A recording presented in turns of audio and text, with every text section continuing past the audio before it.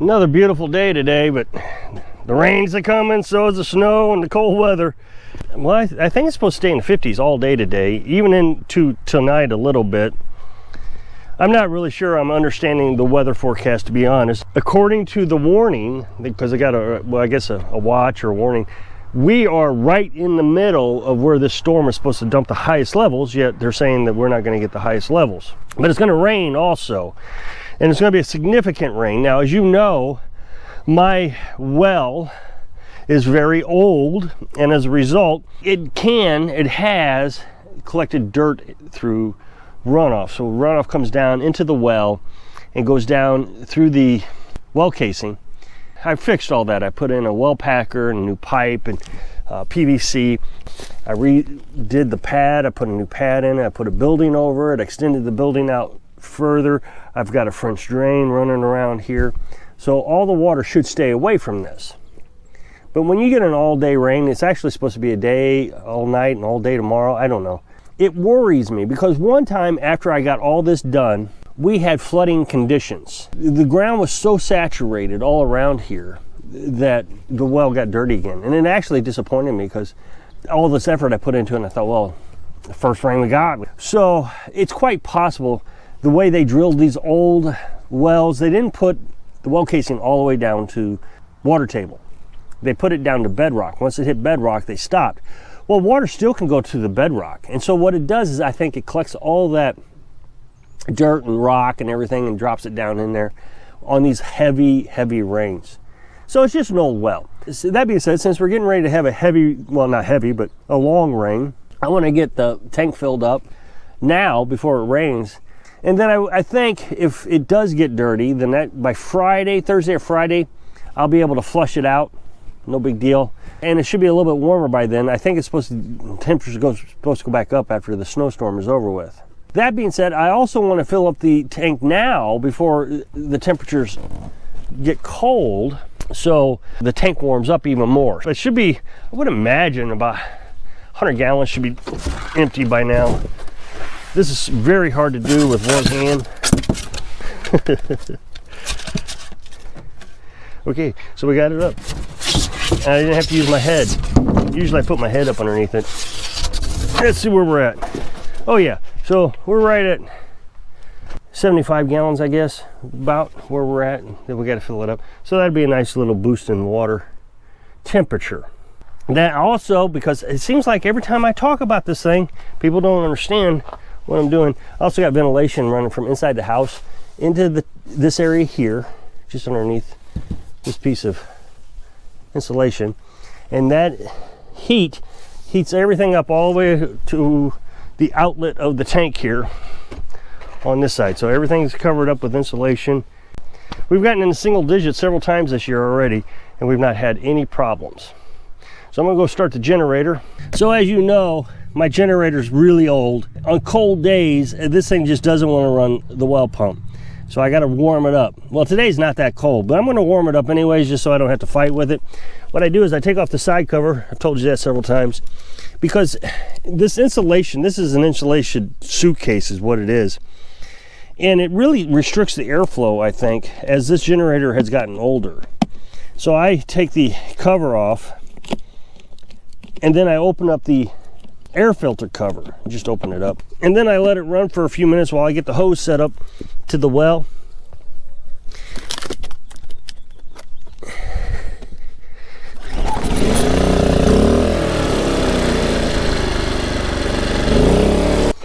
So I keep the hose inside this tank to keep it warm. Last year I put it in the house. That was a mistake. It just took so much room. I know a lot of people think what I do here is very inconvenient. And yes, it is. I've talked about this so many times, about my life. I could make things so much easier, but why live off-grid at all if I'm just going to make everything easy? There's something to say about working for the things that you need. Everybody does it in life. I just don't think they see it the same way that I see it. You have to have food, right? So you go to work, you make a paycheck, and you buy your food. That's just the way modern civilization has turned out. But it wasn't all that long ago where everybody had to work for their basic necessities. Water, food. That's what I'm doing. I'm working for my water, I work for my food. And so if it takes me a little time to set up the water pump and the well and get it all pumped up, well, so be it. It's a simplistic life that I don't have to have the stresses of work that everybody else has to have. It's a great lifestyle. But if you think about it, it really isn't all that difficult. I mean, other than the storage of the hose, I think that's the hardest part about this whole thing is I store the hose down in there in that tank, trying to get it out. In the summertime, this is much easier. I just leave the hose out. I don't even put it away. I just coil it up. Sometimes I don't even coil it up. You figure in the summertime, you work on your garden and all that stuff, and you know, that's not convenient, but people do it. Why are you doing that? My season is all year long. Your season is a couple months, I guess. I don't know. Okay, so now I got all my hose laid out here. I got my filters. I got to be careful with kinks because I don't want to wear out my well pump. The well pump has to have water flowing through it. If it doesn't, it'll overheat. It'll start surging. You can see the surge. Now, since I've put in this new well pump, I don't have that problem. It's a lesser gallons per minute. The old one I had in was like 30 gallons per minute. This one's like 15. So I don't have that problem. Plus I have a hole drilled in the black pipe going down into the well. So there is some water actually flowing, even if this gets kinked up. I'm gonna clean the water hose end right here. It gets a little dirty occasionally. I'll leave a bucket of water. Everything's still frozen.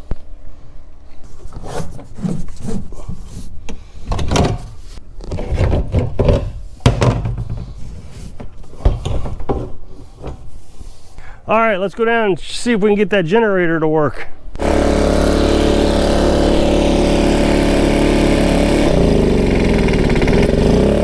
It's gonna take a couple tries, it looks like. Oh, just one, woohoo! Using this generator, it doesn't worry me, but for lack of a better word, it worries me that it's getting old. I need to replace it, I really do.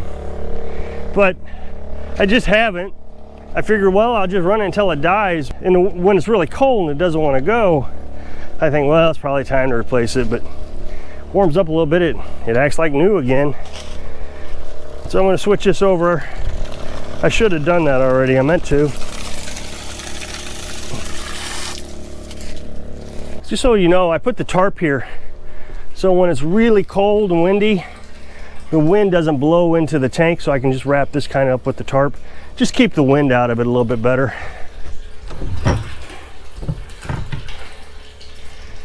All right, so there it goes. So the other day I made a video and I was telling you about my new channel a little bit, and this channel and the bad news about this channel.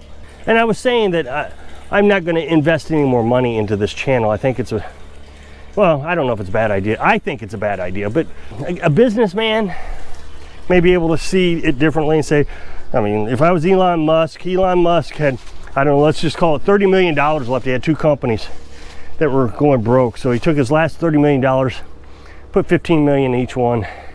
Both of them became successful. Well, I wouldn't have done it. I'm a coward. That's why I'm not Elon Musk. When it comes to money, I just won't risk it. It's gambling to me, and I'm just not into gambling. I don't know, just different life experiences than Elon Musk, I guess. So in that video, I was saying I wasn't going to invest any more money into this channel. And I was going to put all my time and effort, hard work into YouTube channels, into the other channel. And I'll put a link to that channel. It'll be the up next box around my face somewhere around here. And I don't understand people. I was very clear about this. I watched the video 3 times. I had Carolyn watch it after I posted it, so I was getting comments in. And I just didn't understand why people were telling me. When I said I'm not spending any more money, I'm not buying pigs, I'm not going to put a lot of effort into this, I'm going to show you my daily chores. And if this channel turns around, fine. If it doesn't, fine. The other channel seems to be doing pretty good. Well, I got emails and comments, and the emails ones that aggravate me the most. They take the time to find my email address to chew me out and tell me what I'm doing wrong in life and how pathetic I am and all that. It just, the emails aggravate me more in the comment section because they're no longer a troll. They are personally trying to attack you. But I get an email and says, you need to do several things that I just refuse to do. One, she says, I need to spend money. And then she says, I got to get Carolyn into the channel. And I'm just going to be honest and kind of rude about this. It's not happening. Carolyn asked when I first started this channel, I don't understand why people doesn't seem to understand this.